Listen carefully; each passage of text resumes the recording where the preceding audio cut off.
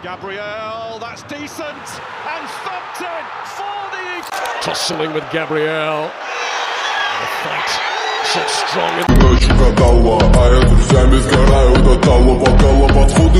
ফুটবলে গোল করাটা যদি শিল্প হয়, তবে গোল বাঁচানো বা প্রতিপক্ষের আক্রমণকে মাঝপথে ঘুরিয়ে দেওয়াটা হলো বিশ্বস্ত যুদ্ধ। একটি দল ট্রফি জিতবে কিনা তার ডিফেন্ডার এবং ডিফেন্সিভ মিডফিল্ডারদের পায়ের উপর অনেকটাই নির্ভর করে।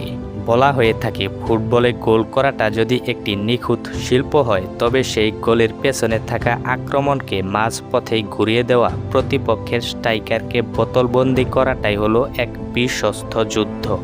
আজকের মেগা ভিডিওতে আমরা আলোচনা করব বিশ্বের ফুটবলের এমন 10 জন ফুটবলারকে নিয়ে যারা বর্তমান ফুটবল বিশ্বের এক একটি মানব প্রাচীর। আজকের আধুনিক ফুটবলে মিডফিল্ডারদের ভূমিকা কেবল নিজেদের বক্সে দাঁড়িয়ে বল ক্লিয়ার করার মধ্যেই সীমাবদ্ধ নেই। আজকাল ডিফেন্ডারদের গতিশীল হতে হয়, নিচ থেকে আক্রমণ তৈরি করতে হয় এবং নিখুঁত লং পাস দিতে হয় ও প্রয়োজনে উইং ধরে উপরে উঠে ক্রস করতে হয়। আবার মাঝ মাঠের ডিফেন্সিভ মিডফিল্ডারদের কাজ হলো প্রতিপক্ষের কাউন্টার অ্যাটাকের সামনে প্রথম ঢাল হয়ে দাঁড়িয়ে থাকা। আজকের এই বিশেষ মেগা ভিডিওতে আমরা বিশ্ব ফুটবলের এমন 10 জন আধুনিক ফুটবলারকে নিয়ে বিস্তারিত এবং ট্যাকটিক্যাল ও রোমাঞ্চকর আলোচনা করব, যারা এই মুহূর্তে ফুটবল বিশ্বের এক একটি মানব প্রাচীর। তো এত বেশি কথা না বলে চলুন মূল ভিডিওটি লাইক দিয়ে শুরু করা যাক। Number 10, Marc Guehi. সাম্প্রতিক সময়ে ইংলিশ ফুটবলের অন্যতম ধারাবাহিক ও নির্ভরযোগ্য সেন্টার-ব্যাক তিনি। ক্রিস্টাল প্যালেস এবং 3 লায়ন্সদের জার্সিতে তার পারফরম্যান্স ছিল চোখে পড়ার মতো। গেথি মাঠের ভেতরে খুব বেশি হাইপ তৈরি না করলেও তার কাজ তিনি সব সময় 100% নিখুঁতভাবে করেন। দারুণ ইন্টারসেপশন এবং বল ক্লিয়ারেন্সে তিনি প্রিমিয়ার লিগের অন্যতম অলরাউন্ডার। তিনি অত্যন্ত কার্যকরী একজন ডিফেন্ডার। মার্ক গেথির খেলার সবচেয়ে বড় বৈশিষ্ট্য হলো তার শান্ত স্বভাব এবং চমৎকার পজিশন সেন্স। তিনি মাঠে খুব বেশি হইচই করেন না, কিন্তু প্রতিপক্ষের স্ট্রাইকারদের কখন কোন দিক থেকে মুভ করবেন তা তিনি আগে থেকেই বুঝতে পারেন। 1-on-1 ডিফেন্ডিংয়ে গেথি দারুণ সফল।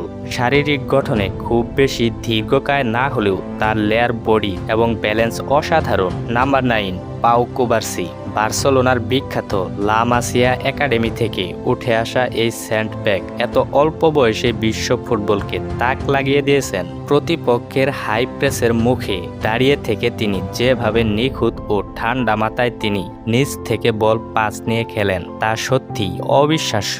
স্প্যানিশ ফুটবলের ভবিষ্যৎ ডিফেন্সের মূল কাণ্ডারি হলেন তিনি।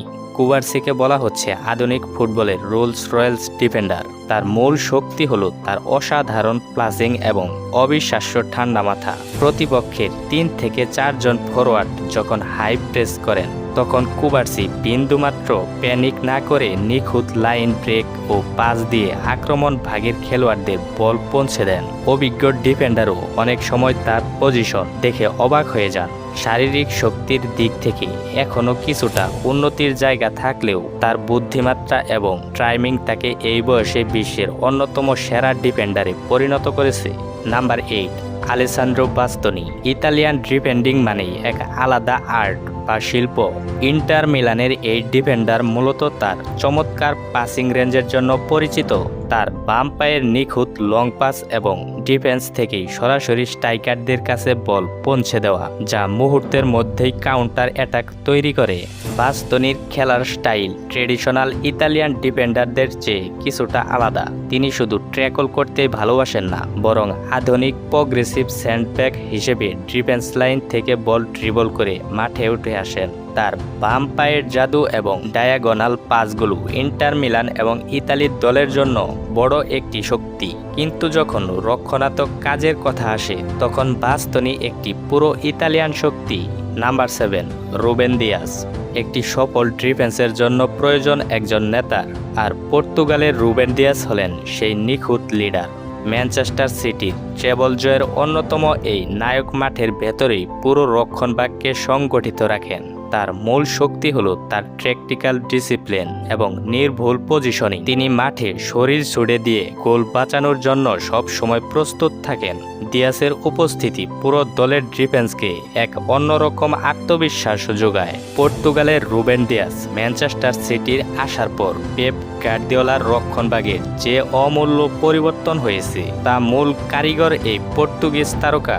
তার সবচেয়ে বড় গুণ হলো তার লিডারশিপ এবং নেতৃত্ব দেওয়ার ক্ষমতা। পুরো 90 মিনিট তার ডিফেন্স লাইনকে কমাউন্ট করেন। দিয়াস এমন একজন ডিফেন্ডার যিনি নিজের শরীরকে বাজি রাখতেও দ্বিধা করেন না।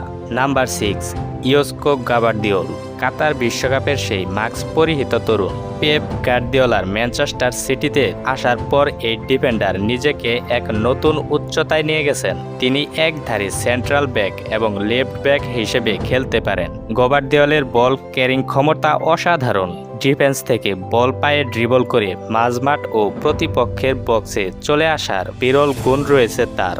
একই সাথে তার ফিজিক্যাল স্ট্রেংথ ও 1-on-1 ডিফেন্ডিং তাকে এক কমপ্লিট ডিফেন্ডারে পরিণত করেছে। তার বল ক্যারিং ক্ষমতা একজন মিডফিল্ডারের মতোই মিশন। ডিফেন্স থেকে বল কেড়ে নিয়ে তিনি যখন উইং ধরে গতি বাড়িয়ে উপরে ওঠেন তখন প্রতিপক্ষের রাইট ব্যাকদের পিছু হাঁটা ছাড়া উপায় থাকে না। তরুণ বয়সে তিনি যেভাবে ফুটবল বিশ্বকে নিজের আধিপত্য বিস্তার করেছেন তা সত্যি রোমাঞ্চকর। নাম্বার 5, আশরাফ হাকিমি। আধুনিক ফুটবলে ফুল ব্যাকদের শুধু ডিফেন্ড করলেই চলে না, আক্রমণেও অবদান রাখতে হয়। আর এই কাজে যার জুড়ি মেলা ভার তিনি হলেন মরক্কোর আশরাফ হাকিমি। হাকিমির গতি ডিফেন্ডারদের জন্য ধরাছোঁয়ার বাইরে। তবে শুধু আক্রমণেই নয়, ট্র্যাকিং ব্যাক করে নিজের পজিশনেও ফিরে এসে ডিফেন্ড করার সামর্থ্য তার চমৎকার। মরক্কোকে বিশ্বকাপের সেমিফাইনালে তোলার পেছনেই এই রাইট ব্যাকের অবদান ছিল অসাধারণ। Number 4, William Saliba. গ্রেভিয়েলের ঠিক পাশেই যার নাম না নিলেই নয়, তিনি হলেন ফ্রান্সের উইলিয়াম সালিবা। তরুণ এই ফরাসি ডিফেন্ডারের খেলার ধরন দেখলে মনে হবে তিনি এক ঠান্ডা মাথার খুনি। মাঠে তাকে খুব কম সময়ে প্যানিক করতে দেখা যায়। যে কোনো কঠিন পরিস্থিতিতেও তিনি মাথা ঠান্ডা রেখে বল ক্লিয়ার করতে পারেন। পাসিংয়ের মাধ্যমেও বল বের করতে পারেন। স্পিড এবং পজিশনিং সেন্স তাকে বর্তমান বিশ্বের অন্যতম সেরা এবং আধুনিক হাইলাইন ডিফেন্ডারে পরিণত করেছে। Number 3, Gabriel মাগালাইস। লন্ডনের ক্লাব আর্সেনাল এবং সেলেসাউদের ডিফেন্স লাইনের অন্যতম ভরসা গ্যাব্রিয়েল মাগালাইস। এই ব্রাজিলিয়ান সেন্ট ব্যাক শারীরিকভাবে অত্যন্ত শক্তিশালী। বাতাসে ভেসে আসা বল নিয়ন্ত্রণে অর্থাৎ এরিয়াল ড্রোয়েন্সে তিনি প্রিমিয়ার লিগের অন্যতম সেরা একজন তারকা। কর্নার বা সেট পিস থেকে দলের প্রয়োজনে গোল করতেও ওস্তাদ তিনি। তবে গ্যাব্রিয়েলের আসল পরিচয় তার আগ্রাসী ডিফেন্ডিংয়ে। বক্সে কোনো স্পেস না দিয়ে স্ট্রাইকারদের বোতলবন্দি করে রাখাই তার মূল কাজ। নাম্বার 2, রদ্রিগো ডি পল। আর্জেন্টিনার মাঝমাঠের ইঞ্জিন রদ্রিগো ডি পল। অনেকেই তাকে মাঠের মেসির বডিগার্ড বলে থাকেন, কিন্তু ট্রিপলের সবচেয়ে বড় শক্তি হলো কার্যকরী একজন ফুটবলার। Number 1, Casemiro. ব্রাজিলের যাকে রক্ষণভাগের আদর্শ ঢাল বলা যায়। মিডফিল্ড পজিশনে তার উপস্থিতি প্রতিপক্ষের ফরওয়ার্ডদের জন্য সবসময়ই এক আতঙ্কের নাম।